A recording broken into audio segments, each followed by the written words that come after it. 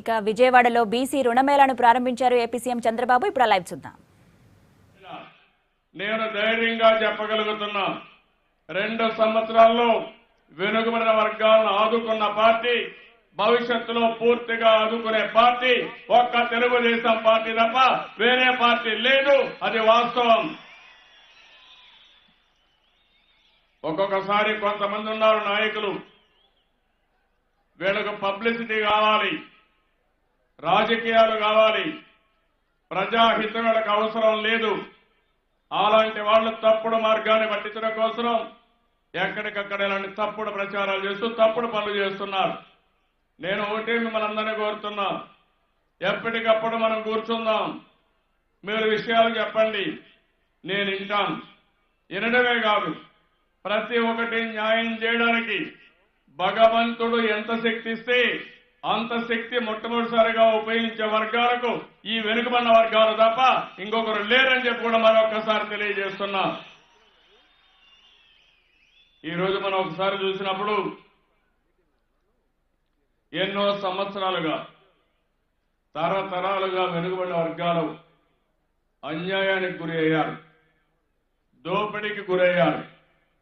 ఈరోజు వెనుకబడిన వర్గాలకి ఆస్తులు లేవు.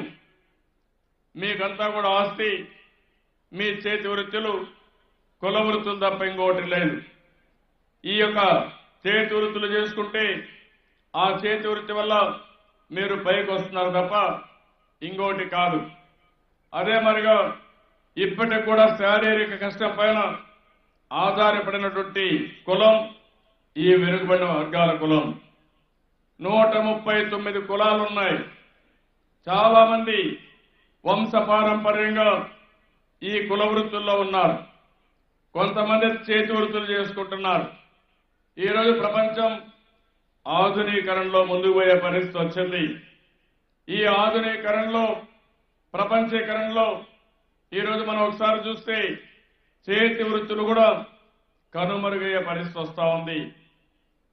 ఒకప్పుడు మనం గ్రామాల్లో చూసేవాళ్ళం, చేతి వృత్తులకు ఆదరణ ఉండేది. ఆ రోజు ఏదైనా బిందులు కావాలంటే చేతి వృత్తుల వాళ్లే తయారు చేసేవారు.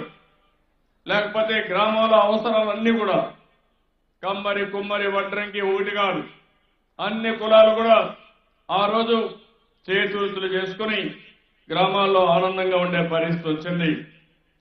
ఈరోజు మనం చూస్తా ఉంటే చేనేత వర్గం ఉంది, మనం చూస్తున్నాం. ఈరోజు మొత్తం మ్యాసివ్గా పెద్ద పెద్ద ఎత్తున టెక్స్టైల్ మిల్స్ వచ్చాయి. ఇంకో పక్క పెద్ద ఎత్తున ఆధునీకరణ వచ్చింది. దానివల్ల చేనేత పూర్తిగా మరుగుపడిపోయే పరిస్థితి వచ్చింది. నేను చాలాసార్లు బాధపడ్డాం, అసెంబ్లీలో పోరాడాం. కాంగ్రెస్ పార్టీ చేనేత వర్గానికి రుణమాఫీ చేస్తామని మోసం చేశారు. నేను ధర్నాలు చేశాను, పోరాటాలు చేశాను, ఫలితాలు రాలేదు. అందుకే ఈరోజు ధైర్యంగా చెప్పగలుగుతున్నాను, చేనేత కులాలు తీసుకున్న పూర్తి రుణాలని మాఫీ చేసిన ఘనత ఒక్క తెలుగుదేశం పార్టీకి తప్ప ఇంకొకరి దక్కలేదు. నిన్న కూడా 110 కోట్ల రూపాయలుంటే మొత్తం మాఫీ చేయమన్నాను. ఆ డబ్బులు వాళ్ళకి ఇచ్చాం. రెండవది 50% సబ్సిడీతో వాళ్ళు తయారు చేసిన బట్టల్ని అమ్మించే పరిస్థితికి వస్తున్నాం. మొన్నే నేను చూశాను, ఇంకా వాళ్ళ దగ్గర స్టాక్ ఉంటే కొని సగం ధరకే చీర దోవతిద్దామంటే అవి కూడా లేకపోతే వేరే రాష్ట్రం నుంచి తెప్పించడం కరెక్ట్ కాదని ఆ కార్యక్రమాన్ని వాయిదా వేసుకున్నాం.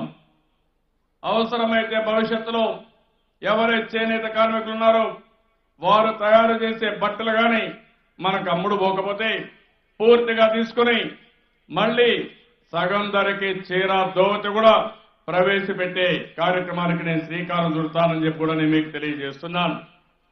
మొట్టమొదటిసారిగా మీరు ఒకసారి చూస్తే సగం ధరకే చీర దోవతి ప్రవేశపెట్టింది మన నాయకుడు ఎన్టీ రామారావు గారు తప్ప ఈ కాంగ్రెస్ నాయకులు కాదు. ఈ కాంగ్రెస్ నాయకులు ఎప్పుడు కూడా వెనుకబడిన వర్గాలపైన కక్ష కట్టారు.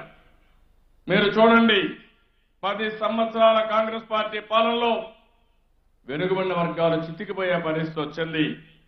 కడాన కిరణ్ కుమార్ రెడ్డి గారు ముఖ్యమంత్రిగా ఉంటే 1100 కోట్ల రూపాయల స్కాలర్షిప్లు ఇవ్వకపోతే ఆ స్కాలర్షిప్లు కూడా నేను వచ్చిన తర్వాత ఇచ్చాను తమ్ముళ్ళు. ఆ విషయం మీరు గుర్తుపెట్టుకోవాలి. ఇంకో పక్కన మీరు చూస్తే మత్స్యకారులు ఉన్నారు. చాలా ఇబ్బందులు ఉన్నాయి. సముద్రం పైన ఆధారపడుతున్నారు. ఈరోజు మత్స్యకారులు వేటకపోతే డబ్బులు లేకపోతే కడుపు నిండే పరిస్థితి లేకుండా పోయింది.